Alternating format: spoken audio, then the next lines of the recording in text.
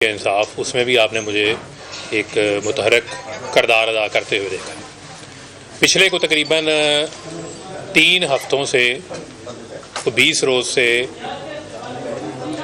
میں نے اپنا رابطہ جو ہے وہ اپنی فیملی کے ساتھ بھی منقطع کیا ہوا تھا۔ اس کی کچھ ریزنز ہیں، کچھ وجوہات ہیں، جن وجوہات میں سب سے بڑی وجہ یہ تھی کہ پچھلے 5 ماہ سے ہم سب لوگ اپنے گھروں میں موجود نہیں تھے، اپنی فیملیز کے ساتھ جو ہے وہ رابطے میں نہیں تھے، اور 9 مئی کا جو ایک واقعہ پیش آیا، جو افسوسناک واقعہ تھا، اس واقعے کے بعد ہم سب اپنے اپنے گھروں سے دور تھے اور ہم قانون کا جو ہے وہ سامنا نہیں کر رہے تھے۔ لیکن ان 5 ماہ کے دوران ایک مسلسل مائنڈ کے اندر، دماغ کے اندر جو ہے وہ ایک سوچ موجود تھی کہ جو پالیٹکس، جو سیاست ہم کر رہے ہیں، کیا اسی پالیٹکس کے لیے میں 2008 میں نے پنجاب یونیورسٹی میں بطور اسٹوڈنٹ رہنما کے طور کے اوپر اپنی سیاسی جدوجہد کا جو ہے وہ آغاز کیا تھا۔ کیا پاکستان، جس پاکستان کو ہم اس وقت ایک سوچ لے کر آئے تھے کہ اس وقت کے نوجوانوں نے جو ہے وہ ملک بنانے کے لیے قائد اعظم محمد علی جناح کا ساتھ دیا تھا اور ایک متحرک رول پلے کیا تھا، تو ہم تو پاکستان کو حقیقی معنوں میں قائد اعظم کا پاکستان بنانے کے لیے اپنی جدوجہد کا ہم نے آغاز کیا تھا۔ تو یہ سوالات مسلسل، ان کے جواب جو ہے وہ میں اپنے آپ سے پوچھ رہا تھا، کیونکہ جو آپ کی سیلف اکاؤنٹیبلٹی ہے، جو آپ کا خود احتسابی کا عمل ہے، وہ بہت ضروری ہوتا ہے۔ بعض اوقات آپ حالات اور واقعات کے تسلسل میں، جذبات میں آپ اتنا آگے چلے جاتے ہیں کہ آپ جو ہے وہ حقیقت سے بہت دور چلے جاتے ہیں، اور میں بھی اسی مرحلے کے اندر، اسی جو ہے وہ تذبذب کا شکار تھا۔ تو میں نے یہ اپنا ایک ٹائم ٹیک اپ کیا تاکہ میں اپنا ایک فیصلہ کر سکوں۔ اس میں میری بہت سارے ایسے کچھ روحانی لوگ ہیں، انہوں نے بھی میری مدد کی، کچھ میرے مخلص دوست ہیں، انہوں نے بھی اس میں مجھے اس نتیجے پہ پہنچنے پہ میری جو ہے وہ مدد کی۔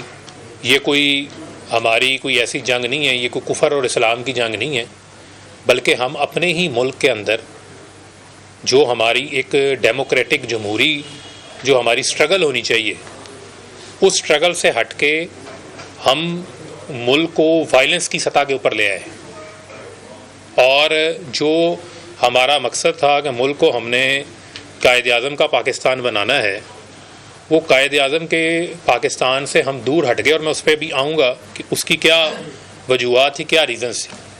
مثلاً 9 اپریل کو 2022 کو ووٹ آف نو کانفیڈنس ہو جاتا ہے۔ ووٹ آف نو کانفیڈنس ہوا، سیاسی گیمکس ہوتی ہیں، سیاست کے اندر گیمکس ہوتی ہیں، عمران خان صاحب نے بھی کی ہیں، اگر کسی اور نے بھی کی ہیں، تو انہوں نے نو کانفیڈنس ہوا آئینی طریقے سے، آئین میں موجود ہے کہ آپ کے پاس اگر اکثریت نہیں ہے تو آپ ووٹ آف نو کانفیڈنس سے آپ کو ہٹا دیا جائے گا۔ لیکن اس ووٹ آف نو کانفیڈنس کے بعد نہ ہمیں چین سے بیٹھنے دیا گیا جو پارٹی کے عہدیداران تھے، نہ پارٹی کے ورکروں کو، نہ ہی جو پاکستان کی عوام ہے۔ یعنی کہ ایک جو میرے مطابق، میری سوچ کے مطابق ایک ڈیموکریٹک سٹرگل ہونی چاہیے تھی کہ ٹھیک ہے، آپ کو اگر 3.5 سال موقع ملا، آپ ہٹ گئے ہیں، آپ آئینی طریقے سے ہٹے ہیں، آپ انتظار کریں، آپ انتخابات کا انتظار کریں، انتخابات آئیں گے، آپ کو موقع مل جائے گا۔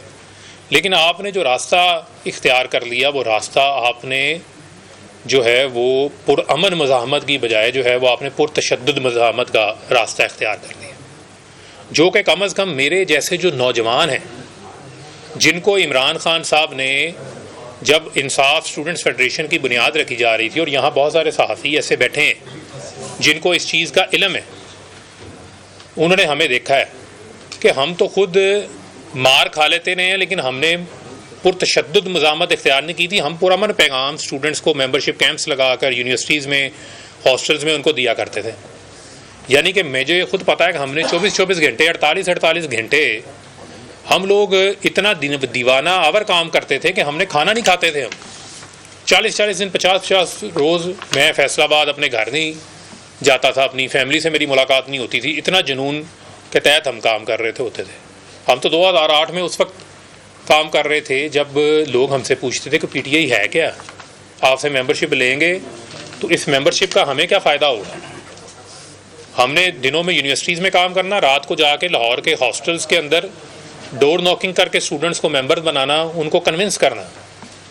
لیکن اس وقت ہمارا پیغام کیا تھا؟ ہمارا پیغام تھا قائد اعظم کا پاکستان. ہمارا جو پیغام تھا وہ پیغام تھا نان وائلنٹ. جو پی ٹی آئی ہے, جو انصاف اسٹوڈنٹ فیڈریشن ہے, وہ نان وائلنٹ تحریک ہے. ایک F I R I S F کے اوپر نہیں ہے کوئی, کیونکہ ہم نے کبھی کوئی پرتشدد کارروائی کا حصہ ہی نہیں لیا تھا.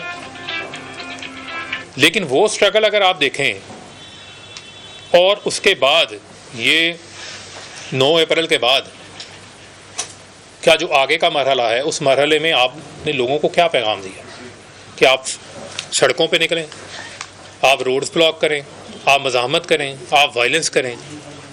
اور اس وائلنس کے نتیجے میں ایک مسلسل مائنڈ سیٹ, ایک پیغام دیا جاتا رہا جہاں پر جو انوسینٹ لوگ تھے وہ کلٹ فالوئنگ کے اندر ان کے مائنڈز کو جو ہے وہ ان کو ہائی جیک کیا گیا, اور ان کے دماغ میں مسلسل جو ہے وہ ایک جذبات بھڑکائے جاتے رہے کہ پتہ نہیں جو پاکستان کے ادارے ہیں وہ آپ کے خلاف کام کر رہے ہیں, وہ آپ کو پتہ نہیں پالیٹکس جو ہے وہ نہیں جو ہے وہ کرنے دینا چاہتے. مسلسل ایک نفرت کا جو پیغام تھا وہ بیج بویا جاتا رہا.